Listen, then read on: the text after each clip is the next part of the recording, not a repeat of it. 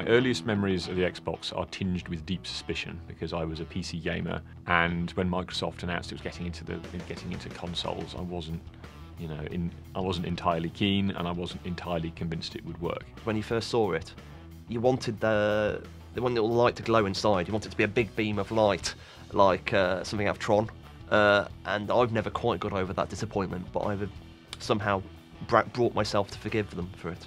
Well, I think when the Xbox actually originally came out, I was at art college learning to be a pretentious idiot, so I didn't have a lot of time to play games back then. But I do remember that my brother had an Xbox, and I didn't really kind of understand it. I was sort of mystified by it. It was a bold move for Microsoft to move into gaming, and the console was gigantic. It just looked much heavier and more serious and more like substantial, and manly than every other console. It looked like this kind of small house on his table. The thing was massive. You can't deny that it was an absolutely huge sort of doorstop. Like a sort of a shaft of darkness in the middle of the living room. But it's quite big. The absolutely giant control of that huge redundant gem in the centre that you eventually grew to love, but initially you're just like, what is the point of this? The Xbox console itself was this huge, clunky brick.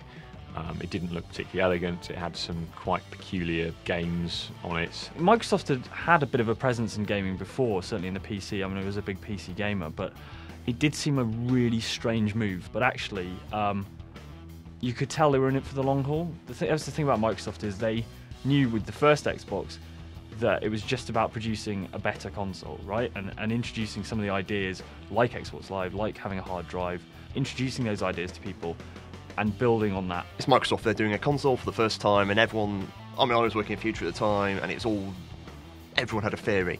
And the day the Xbox first came down, I still remember, because they brought an Xbox down, but it wasn't an Xbox. It had nothing inside it, and then the controller was attached. And they sort of funneled all the journalists into the room, like a group at a time, and they gathered around this complete facsimile of the Xbox and sort of stared at it for a bit. I've never seen a journalist try to take something which was, the whole thing was inherently ludicrous, with complete and utter seriousness. Everyone was used to having their games consoles come from Japanese companies, and so yeah, there was definitely a lot of pessimism around it when it was first shown. When Microsoft launched the Xbox, I think gamers were a little bit uncertain.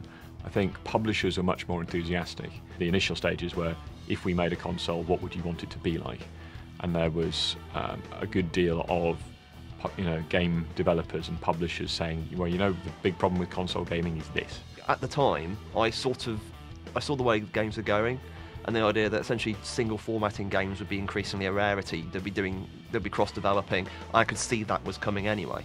So the fact that it was easy support from the Xbox to the PC, rather than like the PlayStation to the PC, made me prefer the Xbox, because it would mean there's more development money that would go towards the PC. That was my quite cynical way of looking at it. Cynical and realistic, and also I think correct.